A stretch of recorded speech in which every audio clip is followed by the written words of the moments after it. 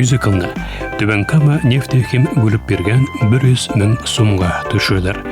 Барысы да кыска вакыт эчендә 2 атнада эшләнә. Актерларга киемнәрне опера театрыннан алалар. Мәсәлән, Мурау Пушкин дом операсынага хатын-кыз костюмын киеп уйный. Яман булса башың алда каш күршеңнән.